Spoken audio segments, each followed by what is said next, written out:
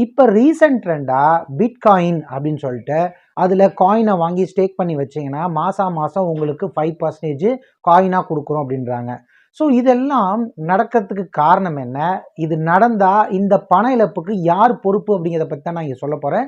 So இந்த மாதிரி விஷயங்கள் எந்த ஒரு ஸ்கேமாக இருந்தாலும் அதை நடத்துகிறவங்களோட நீங்கள் தான் முதல் பொறுப்பாளி, நீங்கள் தான் முதல் குற்றவாளி அப்படிங்கிறத நான் இங்கே பதிவு பண்ணலான்னு இருக்கேன். இதை முழுசாக தெரிஞ்சுக்கணும், இந்த வீடியோ முழுசாக பாருங்கள். நீங்கள் ஏதாவது ஒரு சில ஸ்கேமில் மாட்டியிருந்தீங்க நீங்கள் அப்படின்னா அதை கமெண்ட்ஸில் தெரியப்படுத்துங்க. எதுக்கு அப்படின்னா மற்றவங்க இது மாதிரி மாட்டாமல் இருக்கணும் அப்படிங்கிறதுக்காக தான் நான் இந்த விஷயத்த சொல்கிறேன்.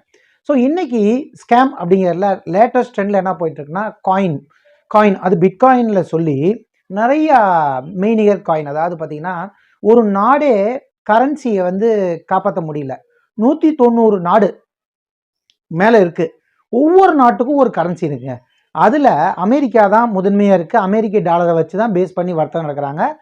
ஆக்சுவலாக கரன்சினா அது கோல்டு தான் நம்ம கன்சிடர் பண்ணோம். கோல்டு எவ்வளோ ரிசர்வ் இருக்கோ அதுக்கு தகுந்த மாதிரி தான் பணம் அடிக்கணும்.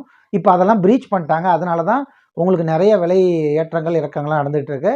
நான் இப்போ சொல்ல வர பாயிண்ட் ஷார்ட்டாக, நீங்கள் 1 லட்ச ரூபா பணம் வச்சுருக்கீங்க அப்படின்னம்னா மாதம் உங்களுக்கு 5000 ரூபாயோ 10,000 ரூபாயோ அல்லது 2000 ரூபாயோ அவங்க ஃபிக்ஸ்டாக தரேன்னு சொன்னால் எப்படி பாசிபிள் அப்படிங்கிறத கொஞ்சம் சிந்திச்சு பார்த்தீங்களா?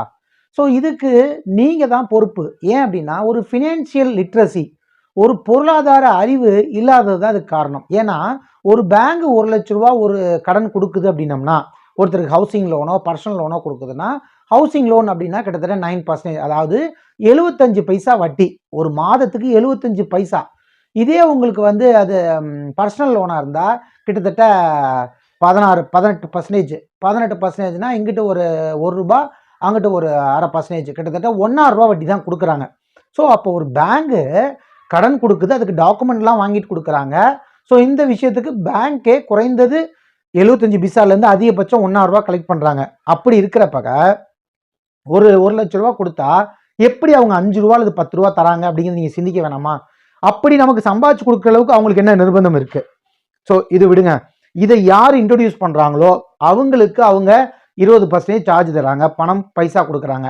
இப்போ நான் வந்து ஒருத்தர் சொல்லி அந்த பணத்தை போட்டேன்னா என்னையை அறிமுகப்படுத்தினவருக்கு 20,000மோ 15,000மோ அந்த கம்பெனி கொடுக்குது. இது கொடுக்க வேண்டிய அவசியம் என்ன? It is called money chain. பணத்தை எப்படி வேணாலும் நம்ம எடுத்துகிட்டு போகலாம் அப்படிங்கிற ஒரு பேராசை தான்.